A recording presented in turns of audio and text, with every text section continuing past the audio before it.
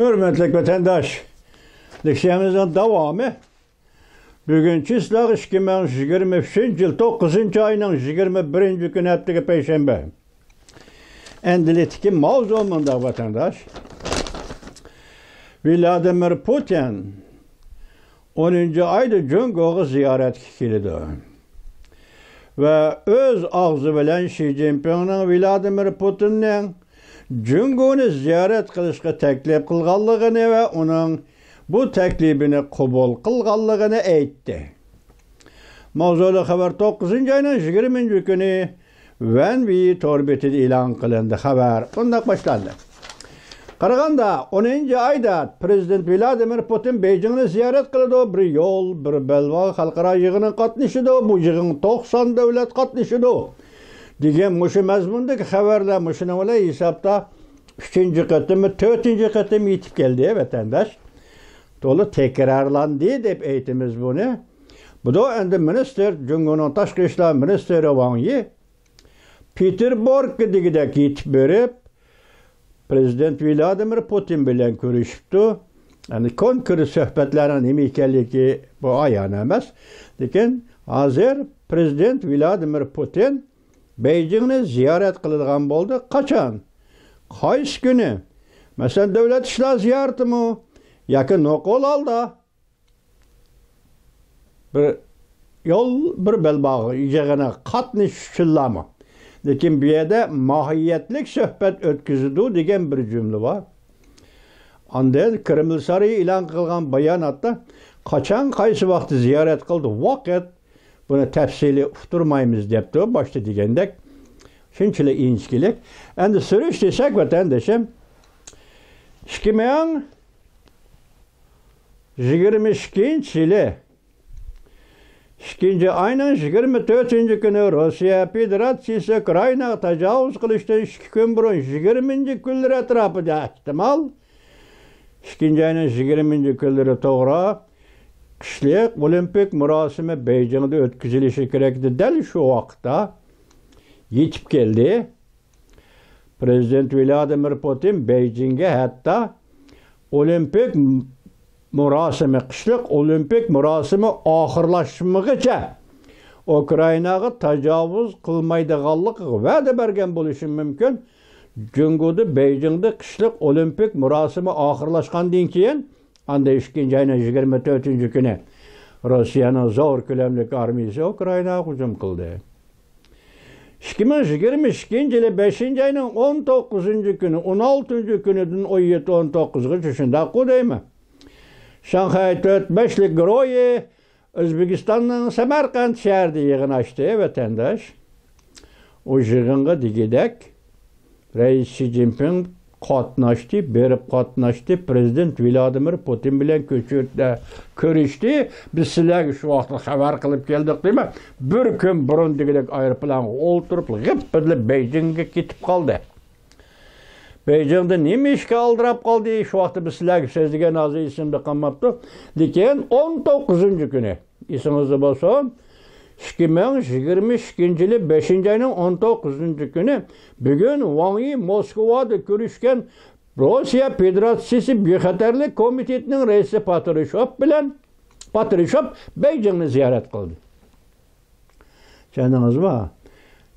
2022 yılı 5. ayının 19. günü Beijing'ni ziyaret kıldı. Bu çağda Patrushev bilen görüşken kişi diplomatiya işleriga mas'ul Yang Jiechi.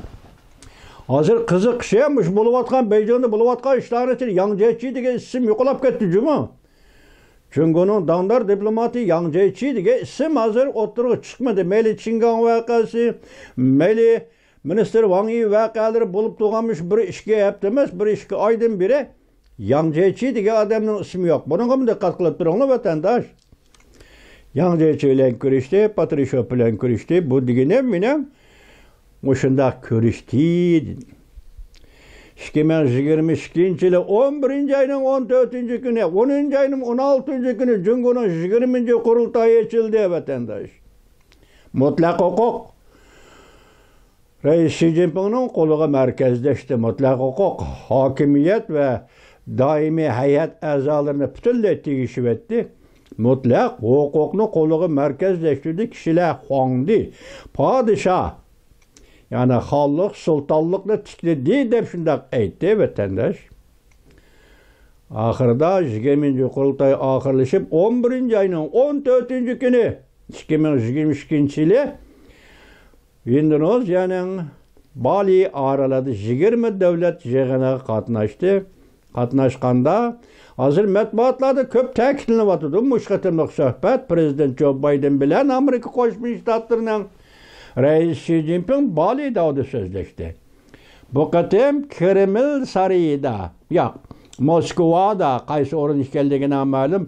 Vladimir tashqi ishlar ministri Lavrov bilan Jungoning tashqi ishlar ministri Wang Yi ko'rishganda Lavrov shuni natija qildiki, masalan, o 20 davlat yig'iniga qatnashgan vaqtda emas, bu yil 3-oyning 20-kuni Moskvada Rais Xi Jinping bilan Prezident Vladimir Putin uchrashgan vaqtdagi natijalarni eg'izga oldi. Bu yilning ichida 22-yil tugadi. Eg'izga oldi, lekin Wang Yi bu to'g'rida faqat eg'iz ochmadi. 3-oyning 20-kuni bu yil yig'in oxirlashib, Moskvada suhbat oxirlashib, Rais Xi Jinping vataniga qaytadigan chog'da Rossiya Federatsiyasining prezidenti Vladimir Putin jükunib o'ltirib, uning tizini, Rais Xi Jinpingning tizini quchoqlab degidek, nimalarni dedi, siz bizga oshkora emas. Men shu vaqt dedim, bir Yevropalik nemishqi bugun bir Osiyolikning tizini quchoqlaydigan alg'a tushdi deb savol qo'ygan edim vatandosh. O ketdi, endi qaytib kiraylik. Joyimiz qaytayli, shu 20 o'tgan yili 11-oyning 14-idan boshlangan Balida suhbatida Prezident Joe Biden bilan Rais Xi Jinping nihoyat mukammal so'zlashdi. Hozirgi to'xtama eg'izga ilinyapti bu vatan. Nima deyishkini konkret holda bir ikki jumla o'tirg'i chiqdi, lekin cho'nqir emas. Endi bu yil hozir Wang Yining Maltada davlat bexatarlik maslahatchisi Jack Sullivan bilan ko'rishib so'zlashgan suhbatlarining ichida Prezident Joe Biden bilan Rais Xi Jinpingning bu yil 11-oyda San Fransisko yig'inida ko'rishadiganligi aniq bo'ldi. Hozir bugun dedim, tayyorlik, keyin taraf tayyorlik xizmatlari boshlanib ketdi. Ko'rishadiganlik aniq bo'ldi. Mushu oraliqda 10-oyda, takrorimiz bo'yicha 10-oyda Rossiya Federatsiyasi prezidenti Vladimir Putin Moskvani ziyorat qildi. San Fransisko yig'ini 11-oyda. Endi hozir bu Vladimir Putinning Beijingni ziyorat qilishi faqatla bir yo'l, bir belbog' yig'ini uchunmi yoki boshqa bir ishlar, boshqa bir maqsadlar bormi yo'qmi bilmaymiz. Nihoyat sirliq kelyapti bu ishlar vatandosh. Endi bugun bu xabarda shunday ko'rsatibdi.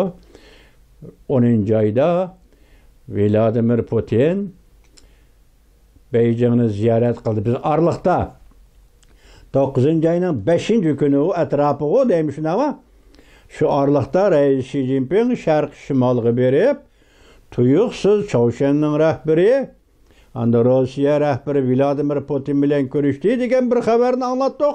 Oncha davron chiqmadi bu to'g'rida. Biroq biz shu vaqt savol qo'ydik sizlarga vatandoshlar, 10-oyda keldi ko'rishadigan odam nimishga aldirab hozir Xilingjon o'lkasiga berib bunday ko'rishadigan bo'lib qoldi degan savolni qo'ydik. Hozir qaraganda dunyoning kayfiyati, undan keyin kishilik huquq masalasidimi? Hozir Prezident Joe Biden Birleşken Devletler Teşkilatı'nın umumiy yig'inida so'zlagan so'zida nutqida ko'p to'xtalmagan gap vatandosh, ko'p to'xtalmagan gap. Lekin bu ko'p to'xtalmaganlik kishilik huquq masalasida gap qilishdan to'xtab qoldi. Amerika deganlik emas, herkes. Biroq bu yerda bir tugun yoki yangicha bir boshlanish yetib kelyotidi degandek fikrni qilsak bo'ldi. Orliqda davlat ishlar kotibi Antoni Blinken nima degan edi? Sizlarga yetkazdik. So'g'oq munosabatlar urushi oxirlashgandan keyingi davrmi oxirlashdi. Endilikda biz raqobat jarayoniga, masalan, Jungodek davlatlar bilan raqobatlashadigan, keskin raqobatlashadigan bir davrga kirib keldik degan edi. Bu gap bu nutqning salmog'i intayin eg'ir vatandoshlar.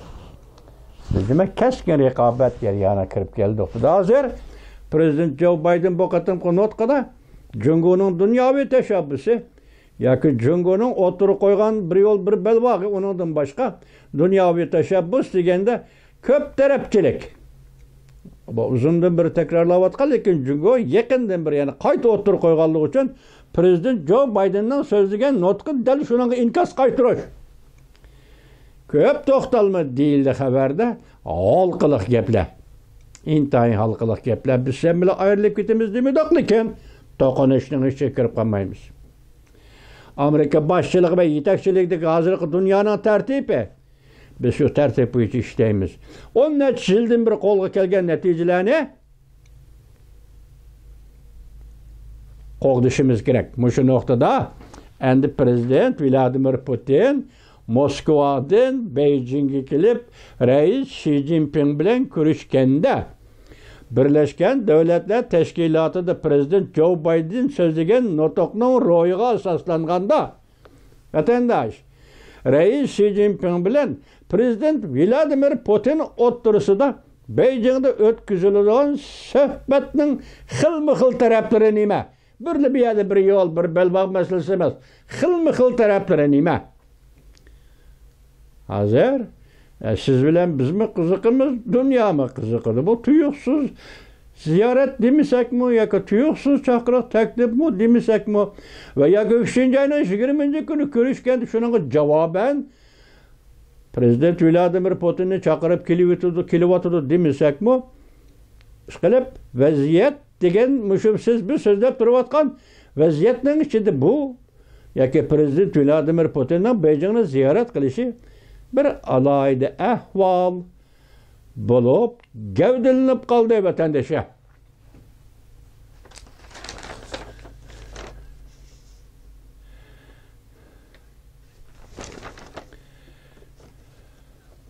Bu to'g'rida oxirida Kreml saroyi mundaq ko'rsatdi. Bu qatim Beijingga ziyoratga berish belgilanib bo'ldi. Prezident Vladimir Putin bu qatim ziyoratga bordi. Beijingga bu belgilanib bo'ldi. Lekin ziyoratning tafsilotini e'lon qilmaymiz. Yoki hozirmi, yoki vaqt jadvalimi yo'q. Lekin Beijingni ziyorat qilishning tafsilotini e'lon qilmaymiz. Men sizlarga so'zildim hozir, muhokama qilib so'zildim vatandosh. Hem tasavvurimdagi og'zimdagi gaplarni deysam oqmaydi, qarang. Shuni birdan u tarafga, birdan bu tarafga o'zimni yo'tkab turdim, shu so'zligichilik. Ochiq aytib, shunday desa, to'liq subyektivizmlik bilan enaga baho bermaymiz deb vatandoshim. Ishqilib oldimizda ishlar yuz berdi. Masalan, 11-oyda Prezident Joe Biden Amerika Qo'shma Shtatlar Rais Xi Jinping bilan San Fransiskoda ko'rishdi degan gap. Bu yana bir katta gap. Ikki davlat munosabati shunday yiriklashib turgan vaqtda bu bir katta gap. Uningdan burun 10-oyda Rossiya Federatsiyasining prezidenti Vladimir Putin Beijingni ziyorat qildi. Rais Xi Jinping bilan ko'rishdi, suhbatlashdi degan gapmi? Bu har ikkilisi shunday katta gaplar vatandoshlar.